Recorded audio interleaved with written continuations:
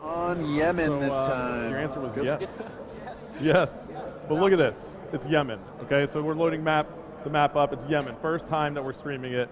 Tell me a little bit about Yemen. Man, Yemen is inspired by that urban close quarter combat battle. You're going to see some real fast-paced close quarter combat action, and that B flag is just a brutal position. Guys are going to have to really keep guys out of that zone.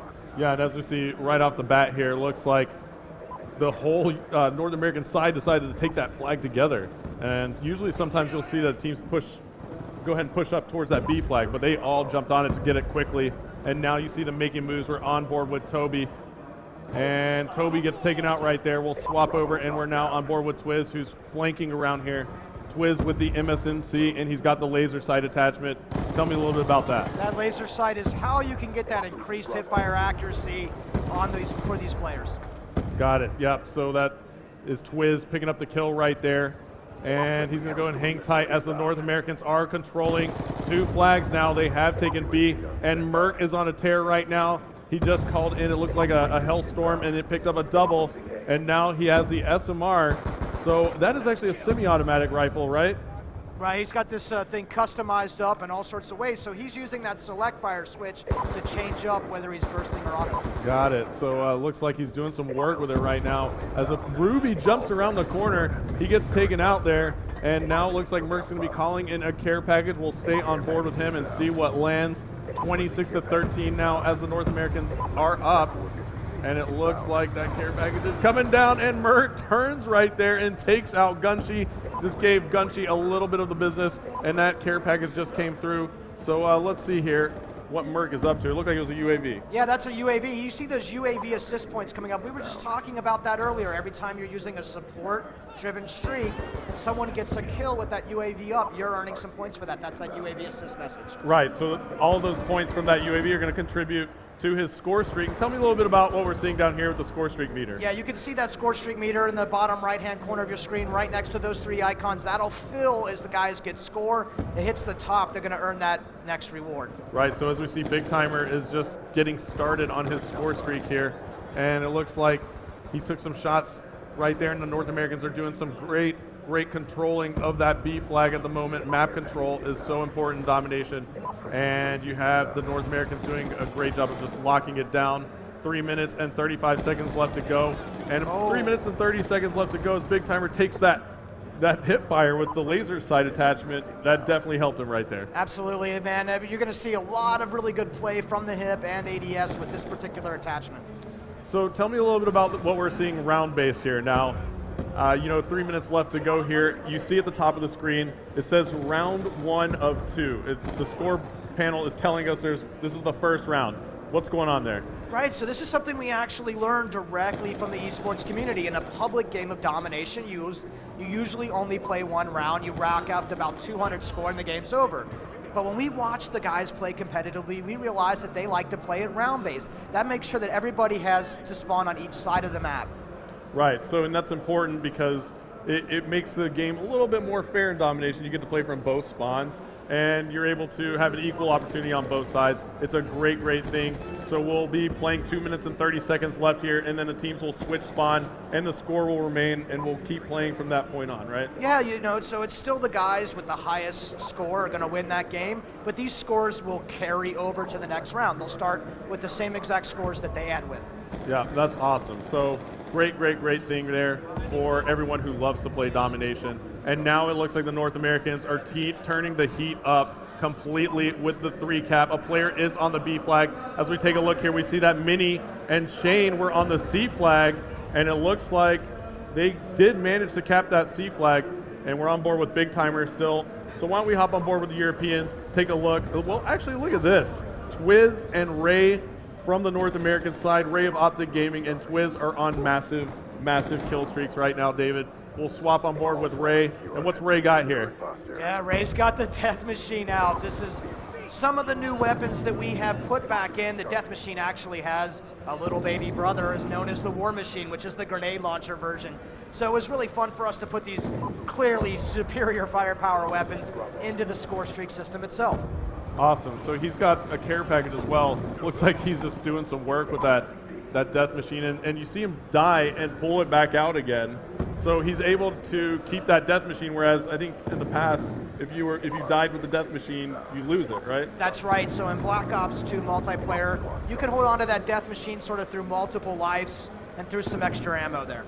Yeah, and that's awesome. So Ray still has that thing, and he's got about 30 rounds left. So there it goes. It expires, and look at that play that just happened right there. Ruby ran right into a shock charge that came from the North American side. So tell me a little bit about that shock charge. Hester, I like to use that shock charge as a type of alarm system. I'll actually place it on the entrances and exits of buildings, so if anybody comes through that door, they get electrocuted very briefly, usually just enough time for me to spin on them and take that target out. Awesome. Well, look at this.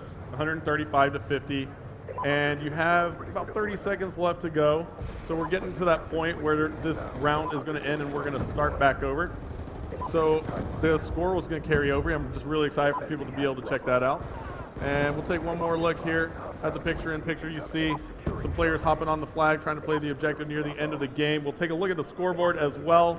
You see that Ray of Optic is on a tear. Huge, huge, huge game for him. 28-6 with 10 defends and 4 captures. And then you see Karma backing him up at 23-9. The North Americans are going massive at the moment. So a huge, huge game for the North Americans against the Europeans. All right, this next round's going to start immediately, guys. We're going to go right over into the next round of this game. Right after this round ending kill cam, we'll spin over. The guys will flip the spawns, as we say. Yep. And then we'll start right again. All right, so here you go. We're switching sides.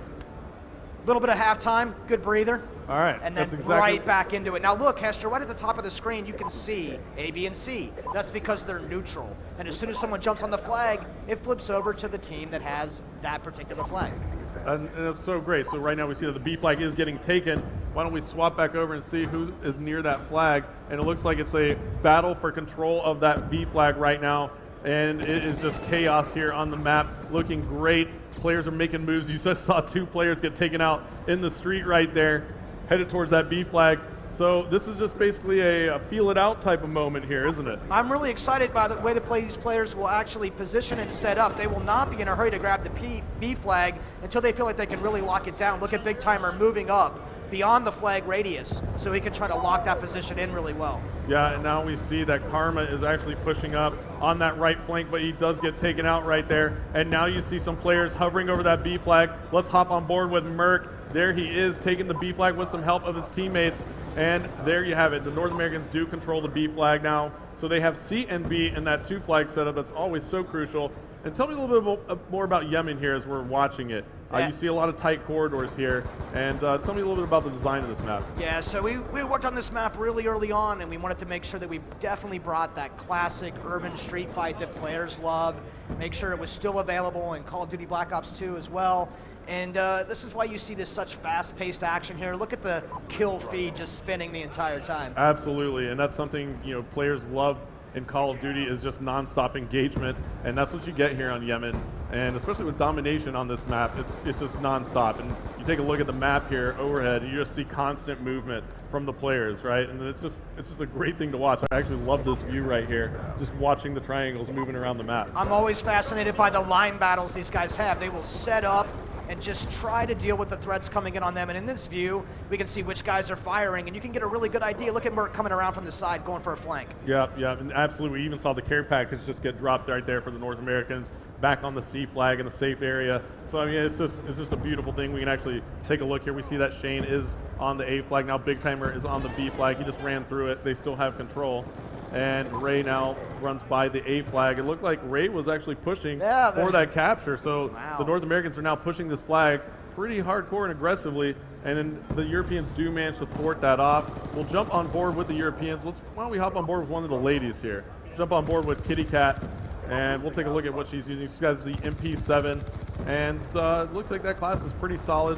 Tell me a little bit about the suppressor attachment she has here too. That kind of comes back as an attachment. What exactly does that do for you here? Yeah, of course. We would bring back fan favorite attachments like the suppressor. This will keep you from appearing on the mini-map, of course. And this is really good for guys who are trying to stay low off that radar, of course. Yep. So as we see here, we actually see the perks now coming up. It looks like we got that off the spawn. Why don't we take a look at some of the perks here that players are using.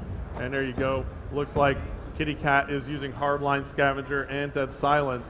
And why don't we flop around? Let's see if we can find some of those multi-combo, perk additions. There you go. Yeah. So here you have it. Tell me a little bit about this, David. Yeah, so Karma's definitely running perk 2 greed, so he can have both extreme conditioning and dexterity, and with lightweight. This is a guy who clearly wants to move as fast as possible and be as nimble as possible. Yeah, absolutely. So lightweight is going to increase his movement speed. Extreme conditioning is going to allow him to run a little bit farther and longer, and dexterity is actually going to let him swap weapons faster, climb ladders faster, climb objects faster. So he's definitely going for speed here. And, that's the great thing about this is that you're able to customize those perks in your classes to be what you want to be as a player, and that's new in Black Ops 2. It's actually, the very good definition of what the pick 10 and the wildcard system is actually about in the first place, Astro. He can configure this way and just put his points to that particular playstyle. Yeah, and I'm excited to watch him play here. I'm going to stay on board with him. He has the R87. He's got shotgun. So he's going doubling speed so he can get close, uptight in the faces of his opponent here. And it seems to be working as Karma is 39 and 17 on the board at the moment. So he's doing some work with the shotgun. And look at that. He's going for some range here. He's got 3 hit markers. Oh, no, pulling out the combat knife. But there you go. That's a perfect moment, right? Tell me what just happened right there. Yeah, so these guys are so used to being able to swap to their second weapon, but if you're going to use the pick 10 and wildcard system to stack up this way, he had to sacrifice his gun to be able to do that. So he pulls out, thinks he's going to have his pistol in hand, but no, he's got his knife. He does not have a secondary weapon equipped. Yeah, that was actually a great moment because that secondary just wasn't there. He used up all his allocation points in the pick 10 for all his other gear to make him faster. And Karma does pull out the RCXD there. That comes back in Black Ops 2. Tell me a little bit about that. There's a little RCXD running around the map still. Yeah, that's one of these things that we just felt like had to come back into the game, upgraded that model and its animation and sounds for 2025. It's just something that feels totally appropriate for this kind of game. Yeah, and you can see the score streaks that Karma has over here. He's got an RCXD. Looks like he has a UAV, counter UAV as well. So he's definitely, it's a great class. It looks like he's making that rushing class, so that makes sense. Why don't we scroll through here a little bit more? And here we go. We have another one here. This is Big Timer, who's rocking Ghost, Hardwired, Extreme Conditioning, and Dexterity. So why am I not surprised that these pro players like to be on the move and moving fast and using their pick 10 this way? Absolutely. It's just, they're going to use it. 8 seconds left to go. The North Americans have clearly been in the lead here, 273 to 133 now, and the North Americans are going to take it in this domination. And they're pumped. Good job, Twiz. Look at this.